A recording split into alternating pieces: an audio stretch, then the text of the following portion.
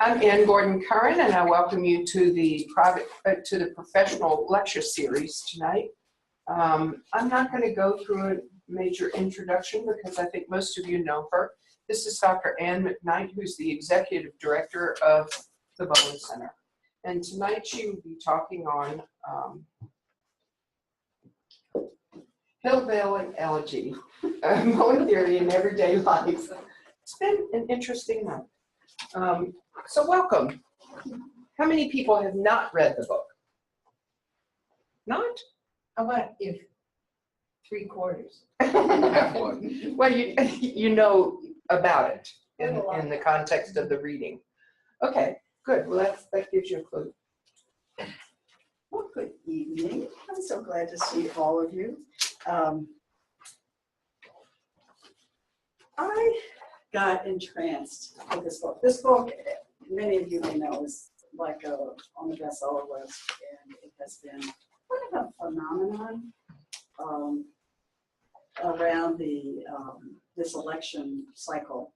And I think many people have thought about it as a explanation for the people who voted for Trump. And it was a political book that delved into the Rust Belt and the dispossessed white working class voter, which is one way to read the book. But the reason I wanted to talk about this tonight was because I think Bowen theory is a frame of reference to look at life. And then you, it's the light in your eyes.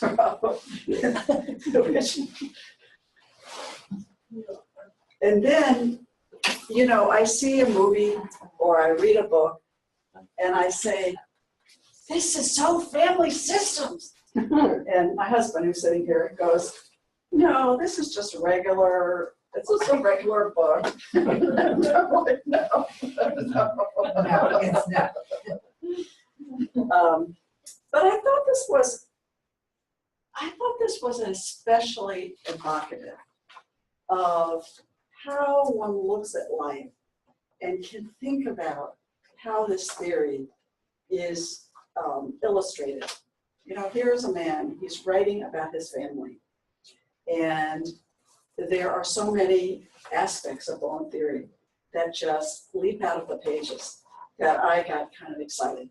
And so I came up with this Bowen theory in everyday life, because I think it is very important that Bowen theory is not some construct that someone thought up. You know, it's not the Oedipal complex. It is a vision of what happens in families with some way to think about it. So we will go through this today, and what I'm going to do is to talk a little bit about the family as he explains it in his book. I'm going to read a few of the passages that I think are extremely gripping in terms of the way he talks about what was important to him about his ability to survive in this family. Okay, so this is a spoiler alert, guys. So you can hear this and go home, you know, skip the part about Bowen theory. But this is a guy, J.D. Vance, who grew up in Middleton, Ohio, from a family that immigrated from Kentucky, from the back hollers of Kentucky, for a better life. His grandfather wanted a better life in the steel mill in Middleton. And he moved there, and he, you know, his standard of living went sky high, nothing they'd ever heard of in Kentucky. And yet, they were lost. And I think that is not uncommon. His family was lost. They had a number of symptoms. His mother had a number of symptoms. And he grew up in that. He then, you know, goes through high school, goes into the Marines, graduates from college and goes to Yale Law School, whereupon he becomes a venture capitalist. So, so this is how do you make good if your mother's a heroin addict? Okay, so this is that's a spoiler alert. But I think the interesting thing, and this is J.D. Vance, he now has gone back, if I understand it, to Middleton and started a drug program. From what I understand, he was in California. But anyway, it's an interesting life, and it brings up all these questions that are so much debated, like what is the nature of resilience? What makes a difference in a family for someone to survive, and not only survive, but to succeed in the world and come out of a particular niche in the socioeconomic status they're in. So anyway, this is J.D. Vance. He's a very engaging writer. So for those of you who haven't finished the book, I would say keep working on it. So this is not anything that this idea is not anything that you all haven't heard many, many times. But I think the one thing I appreciate about this book is that it talks about the emotional unit in a way that I think many people experience it. Dr. Bowen always had like the square and then the circle and then the two kids. But that's not how all of us experience having a family. And that J.D. Vance talks about what he thought was emotionally important in his family unit in a way that is much more expansive than just the little nuclear family. So this is, okay, so I want to read, I got to keep track of this. So this is sort of a summary of what he says. He says, my grandparents, Mama and Papa, were, without question or qualification, the best things that ever happened to me. They spent the last 2 decades of their lives showing me the value of love and stability and teaching me the life lessons that most people learn from their parents. Both did their part to ensure that I had the self-confidence and the right opportunities to get a fair shot at the American dream. And I think that is an example of how the family as an emotional unit, not the mom and dad necessarily, but the bigger picture can be the sort of the crucible for someone's capacity to make their way in adult life. Okay, so this is the family. I'll tell you a little bit about it. This is a fast summary, and some of you probably already read this, but this is his grandmother and grandfather.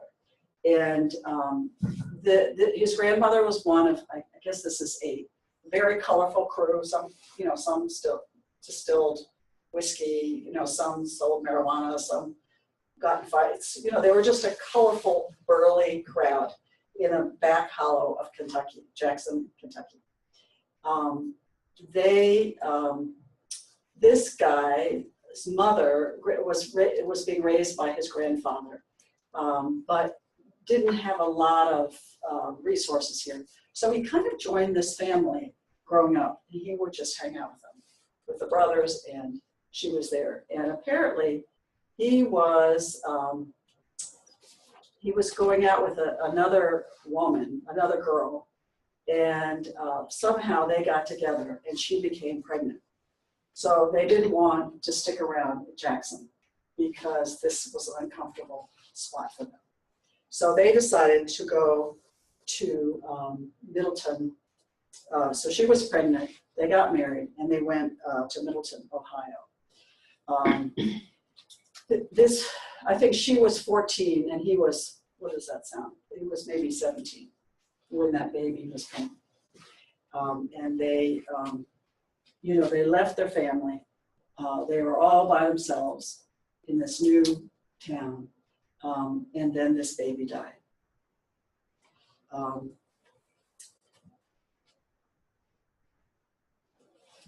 So this is one of the things that Bowen talks about, that there are 2 major two major variables of differentiation and anxiety. And, so what is predictable? Here is a 14-year-old girl. She's separated from her family. She's all by herself. Her baby dies. And one can imagine the kind of anxiety that was being experienced by this family.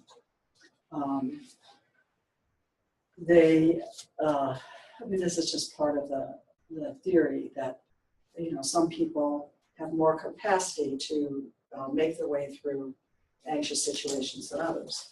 And this family had very few resources. The family had a fair number of symptoms, but they also had a togetherness in Kentucky that seemed to sustain them. They were all, he talks about they all were in each other's lives, and you didn't have to knock on the door, you just dropped in. That there was a lot of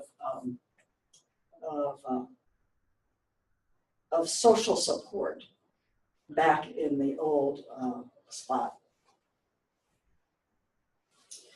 So, let me read this.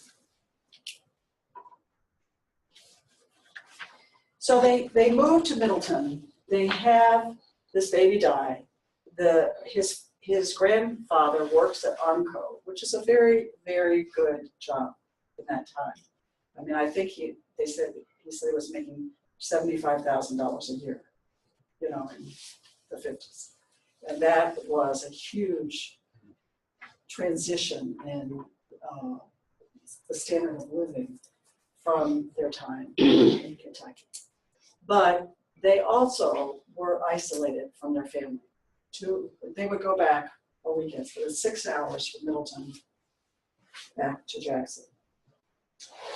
He says, the move to Middleton created other problems as well. In the mountain homes of Jackson, privacy was more theory than practice. Family, friends, and neighbors would barge into the home without much warning. Mothers would tell their daughters how to raise their children. Fathers would tell their sons how to do their jobs. Brothers would tell brothers-in-law how to treat their wives.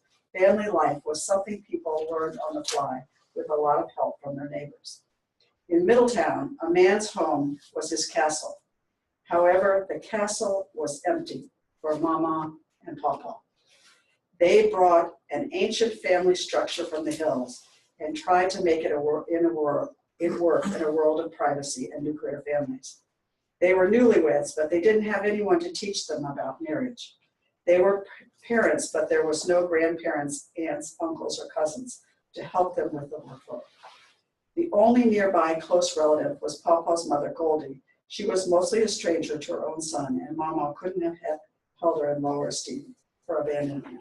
That was his original family here. So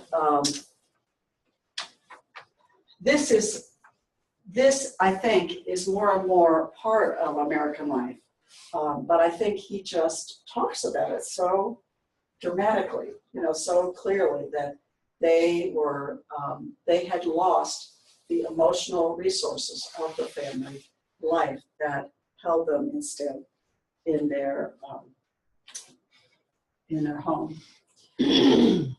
So, one idea in Bowen theory is about cutoff. And cutoff can be geographical cutoff, it can be emotional cutoff. In this particular case, I think it was more of a geographic cutoff, where they were separated from their families and no longer had the resources that they could have utilized from their families in the hills. So the idea of cutoff is that it leads to more intense interdependence between people. That is, they rely on each other more. And in the process, they often can no longer sustain a viable relationship. That is, it just becomes too weighted and too heavy to help the other person sustain their life. It becomes just too intense. So what transpired was that the family began to have more and more symptoms. Mama started hoarding, Papa started drinking, and there was a great deal of conflict between them. I mean, he's a very colorful writer. You know, at one point, Mama gets so mad at Papa for getting drunk that she pours gasoline on him when he's drinking and lights a match. And I think they managed to, to wake him up and to douse it out. But that was the kind of conflict that this family was experiencing at the time. And, you know, in the book, Mama has quite a mouth on her, you know. Among other things. But what happened was she had these series of miscarriages. Maybe it was the chaos and the difficulty in the family, but that also played a role in unsettling the emotional stability of the family.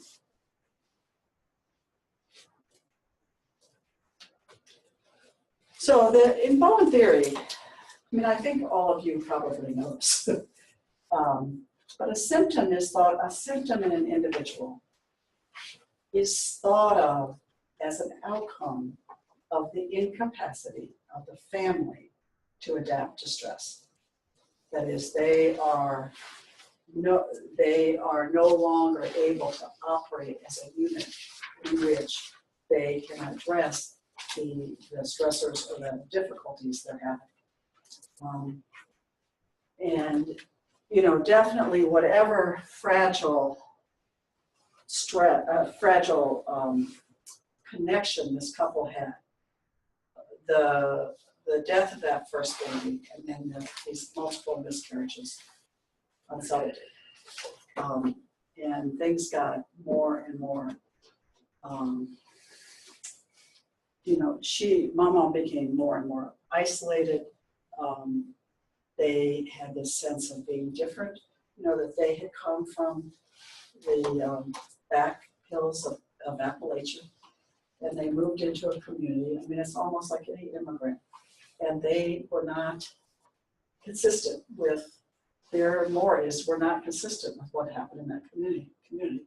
One example they gave was, that there was one man from Jackson, Kentucky, who was going out in his backyard, and he was, beheading a chicken. And that was very upsetting to his neighbors, in Middleton. Now that was something they did up country, all the time. They slaughtered their chickens and ate them. That was something that was done. But that was not well received. And then Papa's alcoholism, and he maintained a certain distance with his drinking. So, that is not unique in family life. So then what happened? They had another daughter who was born 10 years after the oldest brother, and this number of miscarriages. And in Bowen theory, one of the ideas would be that a child who's born after, in a period of high anxiety, after the loss of other children, would be very special to this family. And so this daughter arrived, and he talks about her arrival. Whatever unity they possessed early in their marriage began to evaporate after their daughter, Lori. That's the last child here. This is his mother. and this is Aunt Lori, was born in 1962. By the mid-1960s, Papa's drinking had become habitual. Mama began to shut herself off from the outside world. Neighborhood kids warned the mailman to avoid the evil witch on McKinley Street. When the mailman ignored their advice, he met a large woman with an extra long menthol cigarette hanging out of her mouth, who told him to stay the fuck off her property. Order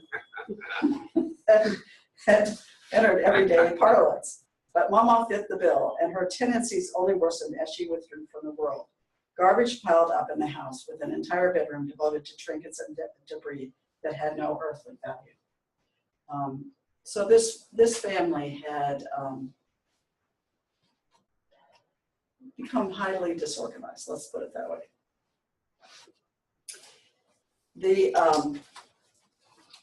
But what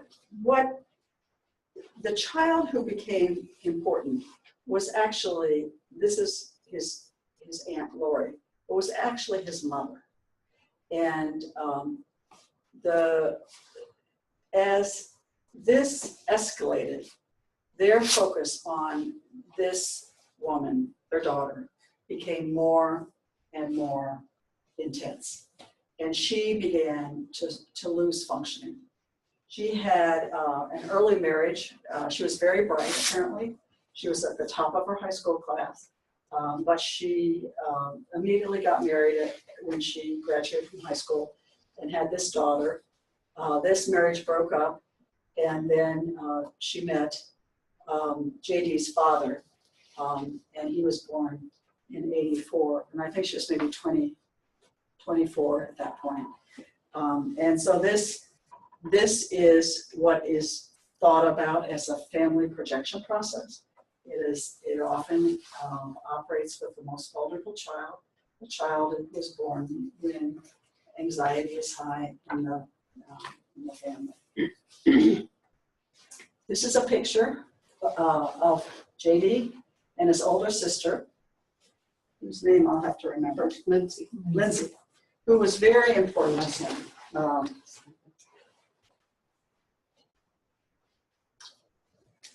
This is on a visit back to Jackson, Kentucky.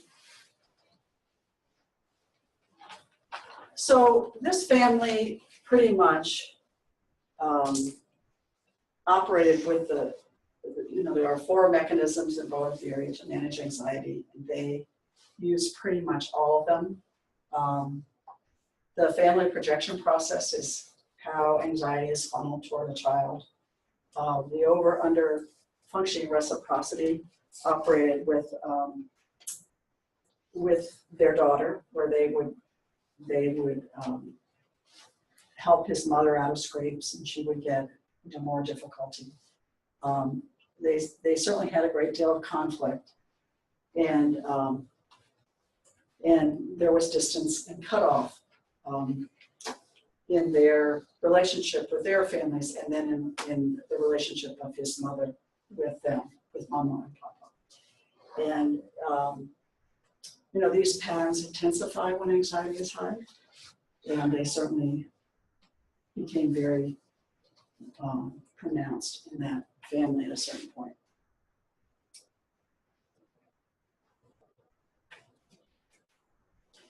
So this is a diagram of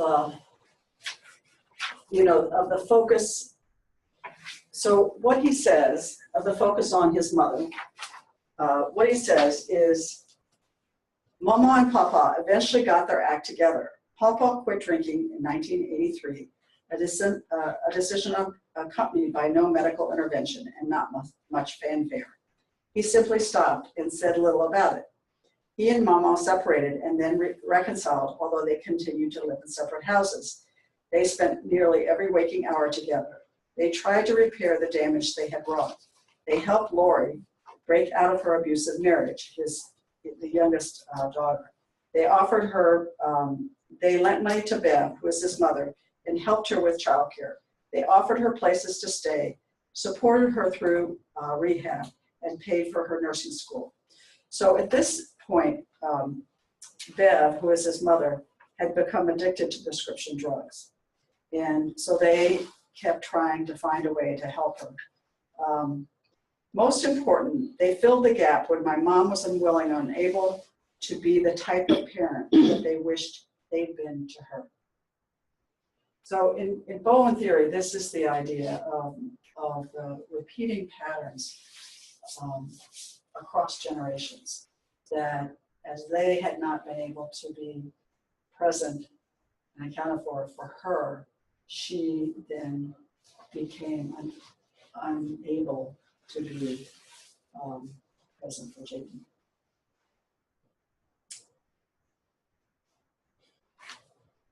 Mama and Papa may have failed Bev in her youth, but they spent the rest of their lives making up for it, which I think is not unusual in families where, you know, there's somehow the anxiety is so high that a child is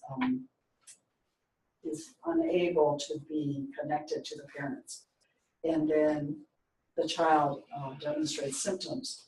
In this particular case, it was addiction. And then they keep trying to help and rescue, which just sustains the problem. But one of the important things is that what they couldn't do with his mother, they were able to do for the two children. And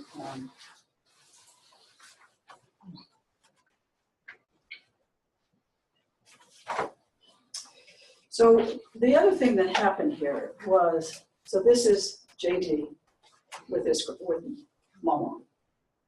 And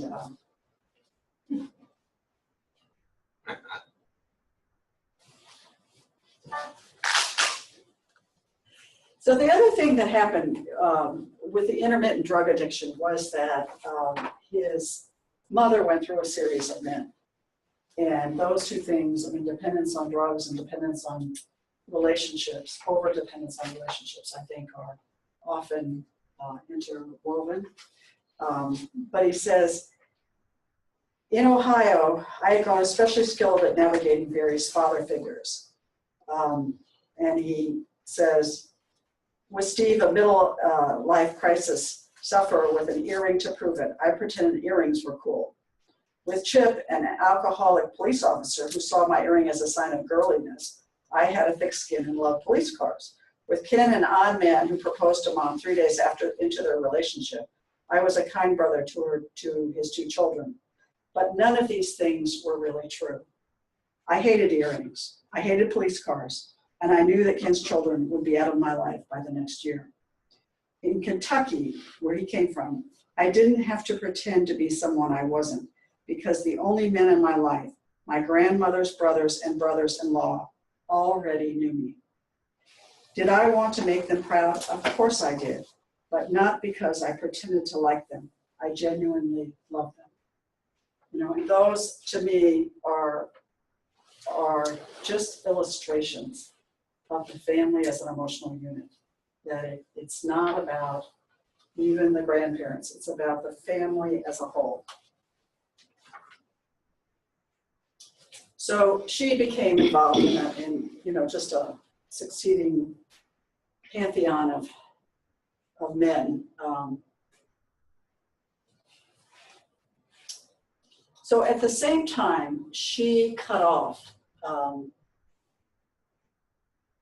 from her mother and father. And in that process, she took JD with her. So this was a double whammy for him. And, you know, that cutoff is thought about as a way to try to manage the dependency between generations. And, you know, that is the denial of the importance of a relationship is really speaking to the dependency on the relationship, the incapacity to sustain one's own life. And so she moved away from Middleton. And when she did that, her functioning went down. She was actually married to this guy that she met that she decided to get married after 3 days, three dates. And they moved away where JD no longer had a daily access to his grandmother.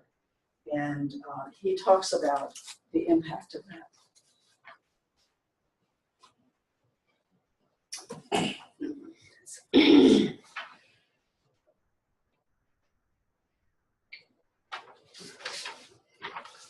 Okay, he says,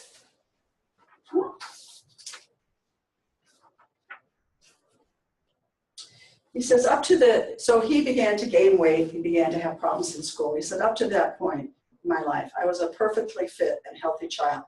I exercised constantly, and though I didn't exactly watch what I ate, I didn't have to. But I began to put on weight, and I was probably chubby by the time I started 5th grade. I often felt sick and would complain of severe stomach aches to the school nurse. You know, and how many of these children that get diagnosed, you know, are really reflecting the chaos that's happening at home. So the next event in this life is that Papa dies. And one of the ideas in Bowen theory is that the nodal events in a family's life can have ripples of emotionality throughout the family. And in this particular situation, when his grandfather died, it created a whole series of events. He says, in this way, Papa's death permanently altered the trajectory of our family. Before his death, I had settled into the chaotic but happy routine of splitting time between moms and mamas. Boyfriends came and went. Mom had good days and bad, but I always had an escape route. With Papa gone and Mom in rehab at the Cincinnati Center for Addiction, I began to feel myself a burden on his grandmother. And that created a situation where his functioning went down. His mother had, by that time, become addicted to heroin.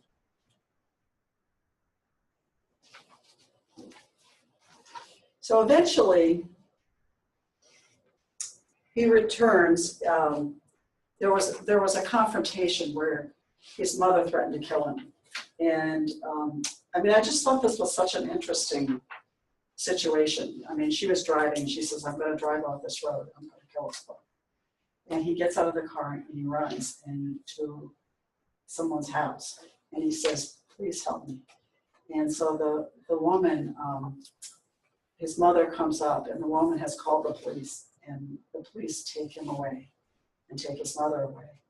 And there's this passage in the book where he says, you know, I went to court and I knew that I could testify and have my mother put away. But we hillbillies don't do that. There was an understanding in my family that if I didn't testify against her, I would never have to live with her again. And I could go and live with my grandmother. And, you know, I thought about kind of what we recently heard a talk by a gentleman, Walter Smith, in Pittsburgh, who runs the child abuse section of the welfare department there, by having the families decide how to address the problem. And I thought, how many families, if you left this up to him, up to them, would they sort this out in a way that would be a resource to the child? But so he goes on. So at the time that his mother was losing functioning, his grandfather and then grandmother were able to have a more stable role in his life. And after the grandfather died, he goes to live with his grandmother. And he says, thanks to Mama, I never saw only the worst of what our community offered. And I believe that saved me. There was always a safe place and a loving embrace if ever I needed it. Our neighbor kids couldn't say that. And I think this is some of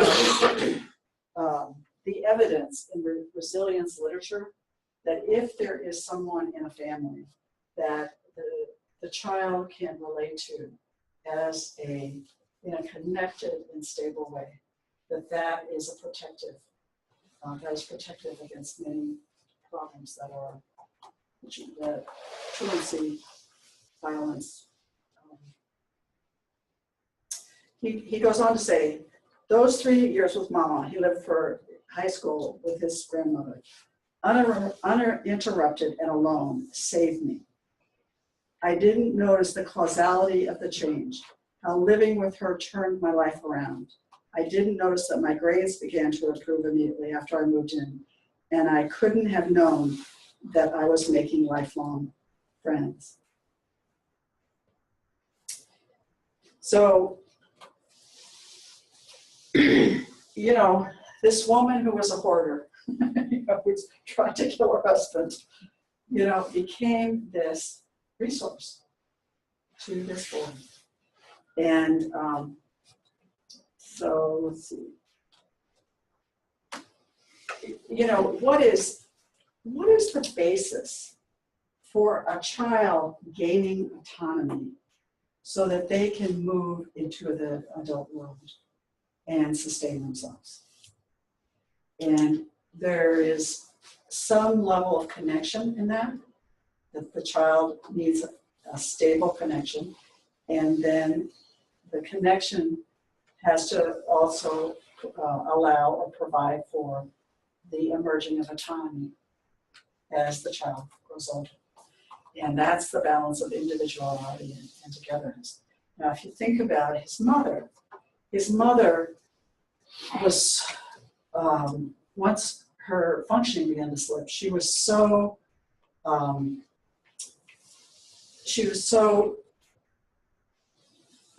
covered with helpfulness from the parents that, the more helpful they became, the more her functioning slipped. So she would go into rehab, and then they would help her in nursing school, and then they'd get her a place to stay. And, all that was just a pattern that prevented her from kind of reaching adulthood, being responsible in an adult way.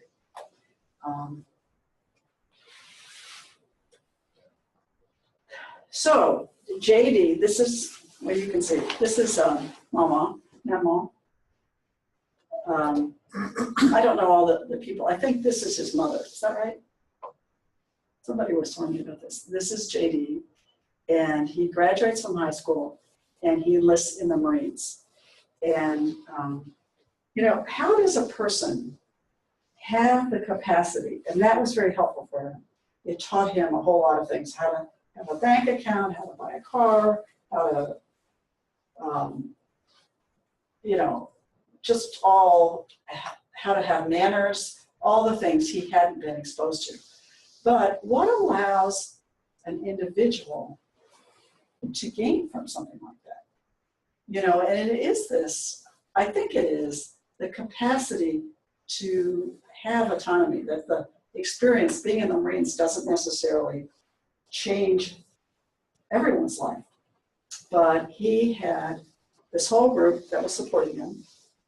He would go home and see them. And he had Mama.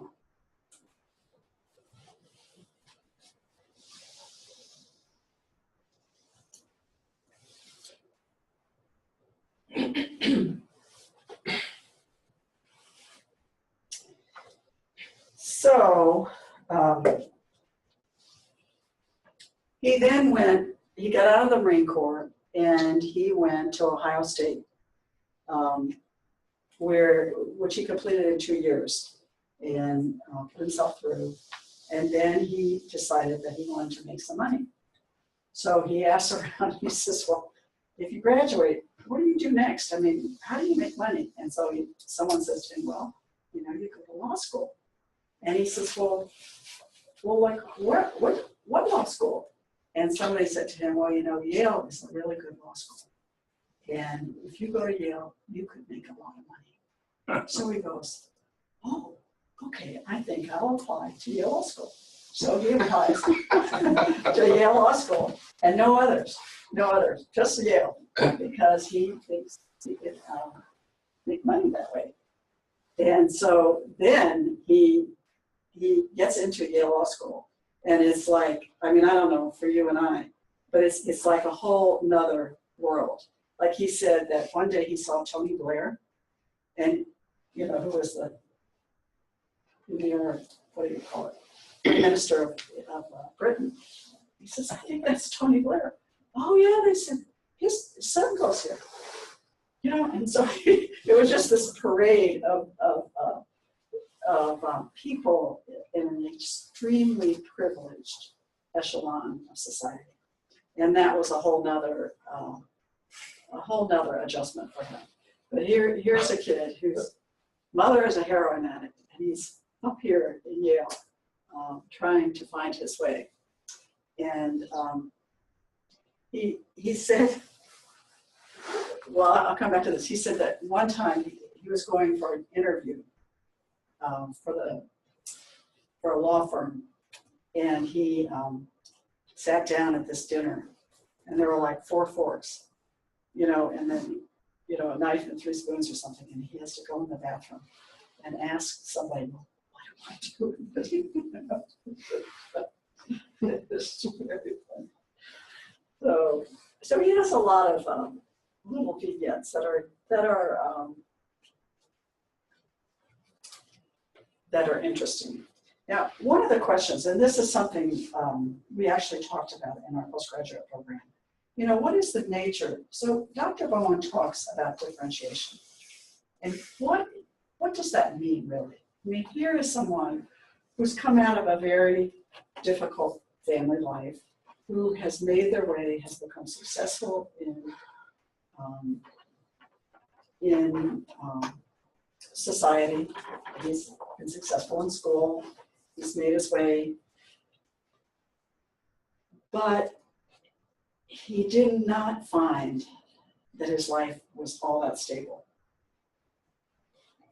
And in Yale Law School, he got into a relationship with a woman who was very important to him.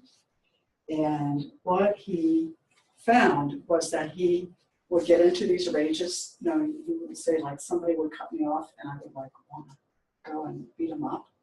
You know, that he would be angry, that he would be unsure of himself.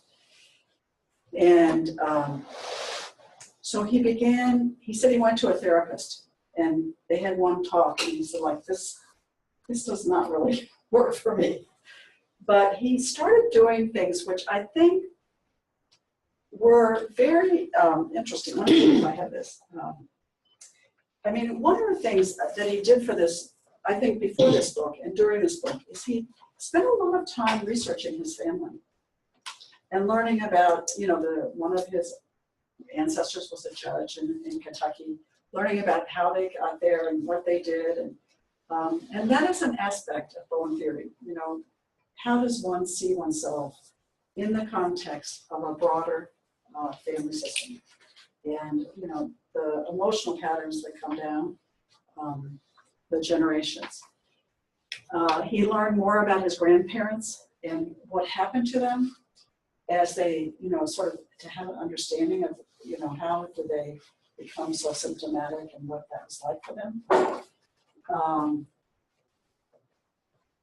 You know, and he worked toward trying to observe his eruptions of behavior, his emotional eruptions and his reactivity, and to think about them in the context of his history.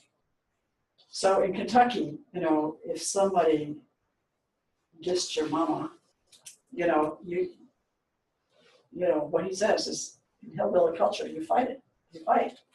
But that when you get to Yale Law School, you can't just go and beat people up and then be successful. So it was he recognized that there was a different context for how he should manage, self-regulate and manage himself. So he says, for me, understanding my past and knowing that I wasn't doomed gave me, this is interesting to me. He said, for many kids, this is in his cult,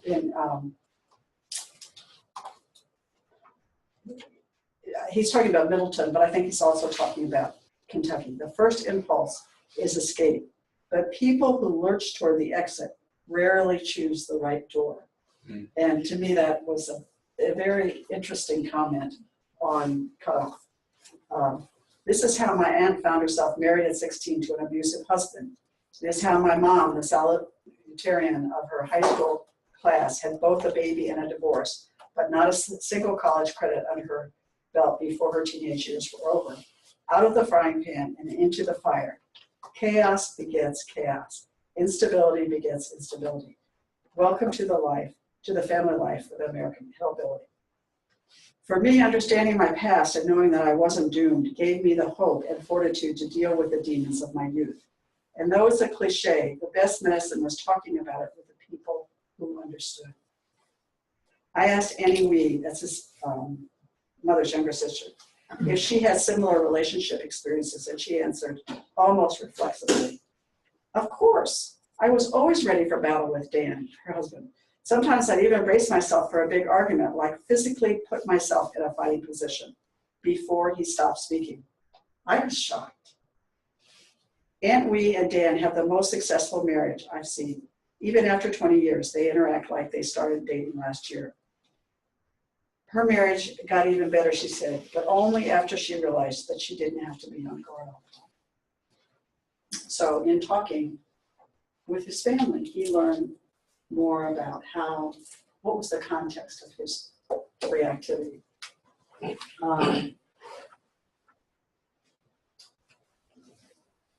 So, in terms of differentiation of self, I think he's a good example of the complexity of it. I mean, he worked very hard. I mean, one of the ideas is that there is the capacity to use the intellect in relationship to the emotions. And you can say, well, there's an aspect of that in someone, sticking in school and not just going out and getting a job at McDonald's, having the hard work and the stick-to-itiveness of that. But the other part would be, to continue to work, to observe one's reactivity, to think about what goals are important in one's life, and to have increased capacity to self-regulate, to have emotional flexibility in the face of what one grew up with. And so he talks in the book about some of the struggles he had with his with getting to know his wife and managing himself in that relationship. And that predictably is where the work of the next generation comes out in the marriage. So, oh my goodness, I've talked a long time. So anyway, I'm interested in hearing your thoughts. I don't know. I mean, some of you have read some of the book. He's very down to earth. I think that's what made the book is so popular. He's just very down to earth in articulating what at some points is sort of profound. People think they're going to escape, but they just repeat, that kind of thing. But do you have any thoughts or observations?